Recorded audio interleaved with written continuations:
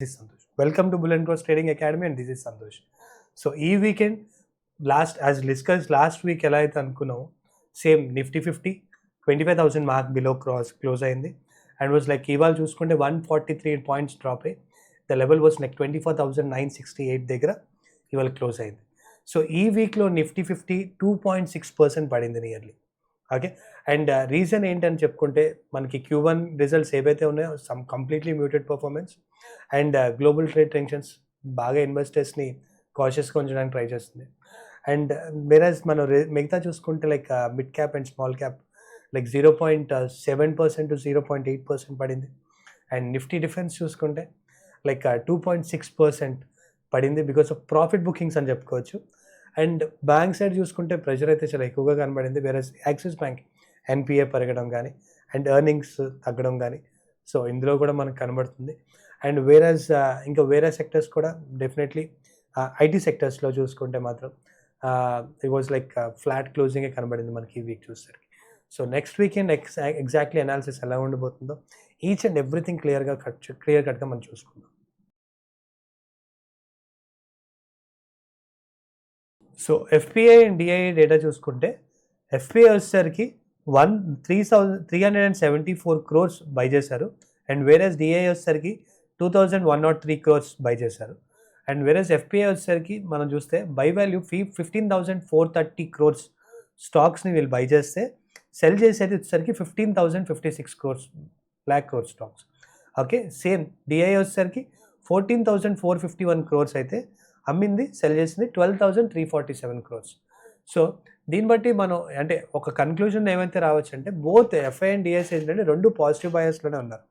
Especially డిఐస్ ఏంటంటే మంచి support అయితే చేస్తున్నారు మార్కెట్కి. అండ్ ఎఫ్ఐఎస్ మనం చూసుకుంటే నెట్ సెల్లర్స్ నుంచి ఒక పాజిటివ్లోకి వచ్చి మార్కెట్కి చిన్న సపోర్ట్ అయితే వాళ్ళు కూడా ఇస్తున్నారు.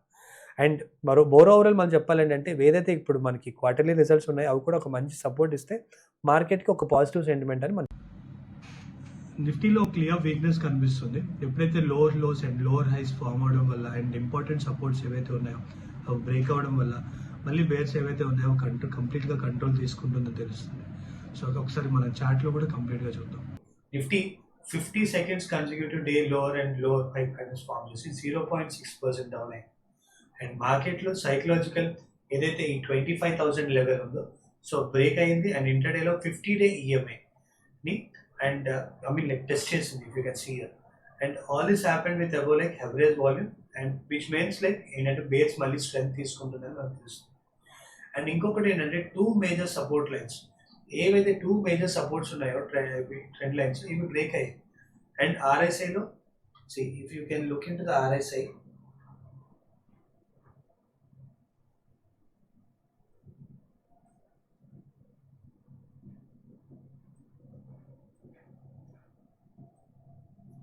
అండ్ ఆర్ఎస్ఐ వచ్చేసరికి 43.07 వీక్నెస్ ఇండికేట్ చేస్తుంది. అండ్ ఎంఎస్సిడీలో అయితే ఇక్కడ క్లియర్గా మనకు తెలుస్తుంది బేరిష్ క్రాస్ ఓవర్ కంటిన్యూ అవుతుందని. అండ్ స్టాకాస్టిక్ ఆర్ఎస్ఐలో కూడా మనకి ఇక్కడ ఒక నెగిటివ్ క్రాస్ ఓవర్ వచ్చింది.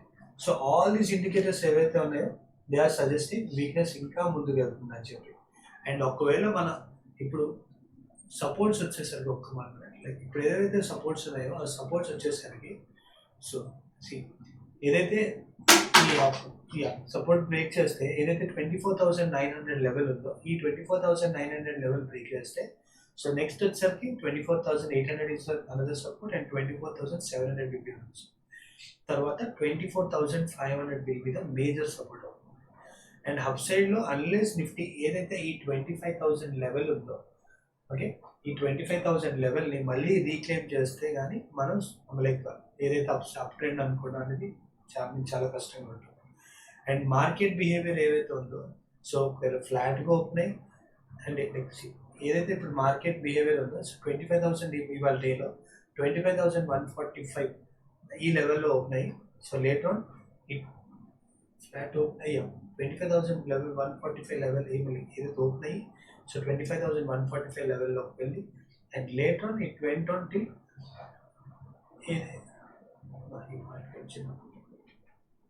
అంటే మార్కెట్ ఇక్కడ ఫ్లాట్గా ఓపెన్ అయ్యి 25,145 లెవెల్ ఏదైతే ఉందో ది ఇంటర్డే హై టచ్ చేసి and later on it came selling వల్ల 24,000 మళ్ళీ 24,000 ఏదైతే 917 లెవెల్కి వరకు రీచ్ అయ్యి అండ్ లేటర్ ఆన్ 24,968 దగ్గర క్లోజ్ అయింది.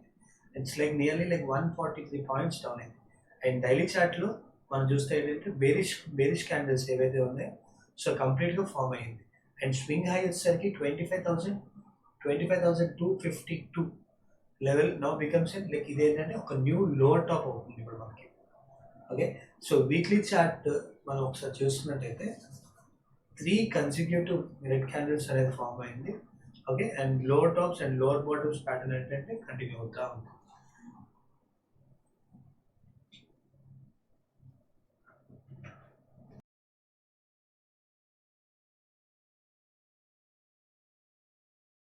సో ఓఏ డేటాలోకి వచ్చేసరికి కంప్లీట్గా సో ఓఏ వచ్చేసరికి చూడండి ఫస్ట్ కాల్ ఆప్షన్ ఏదైతే ఉందో మనకి 25,200 లెవెల్ దగ్గర ఉంది.